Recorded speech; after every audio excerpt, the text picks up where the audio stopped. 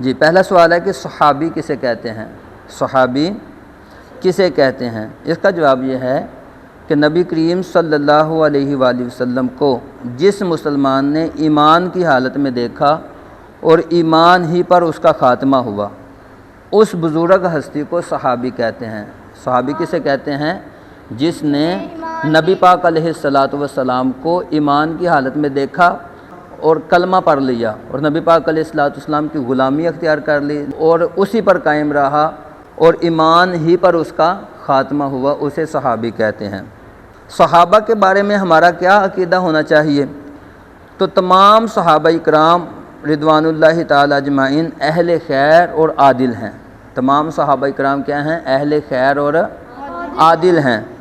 ان کا جب ذکر کیا جائے تو خیر ہی کے ساتھ ہونا فرض ہے۔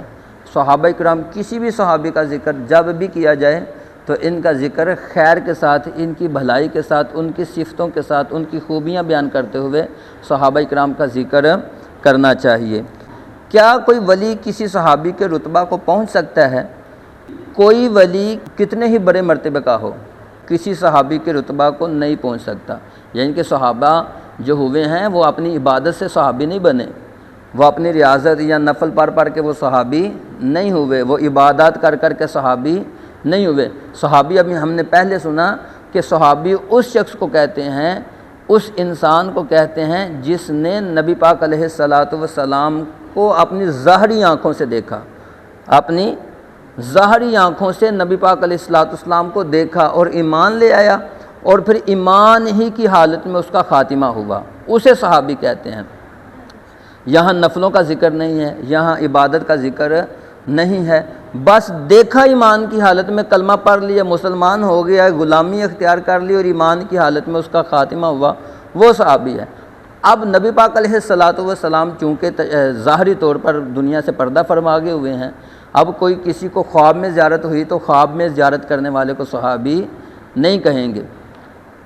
اس کی یہ سعادت ہے کہ وہ اس نے نبی پاک علیہ الصلوۃ والسلام کو خواب میں دیکھا، لیکن خواب میں دیکھنے والے کو صحابی نہیں کہیں گے۔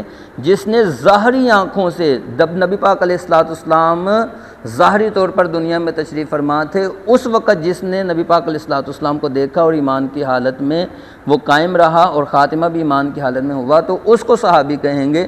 ان کے بعد نبی پاک علیہ الصلوۃ والسلام کا ظاہری وصال ہو گیا تو اب ان کے بعد کوئی بھی صحابی نہیں بن سکتا، کیونکہ نبی پاک علیہ الصلوۃ والسلام کو دیکھنے سے صحابی بننا تھا، نبی پاک علیہ الصلوۃ والسلام کو دیکھنے سے صحابی بننا تھا، تو اب نبی پاک علیہ الصلوۃ والسلام تو ظاہری طور پر پردہ فرما چکے ہوئے ہیں، تو اس لیے کوئی صحابی نہیں بن سکتا۔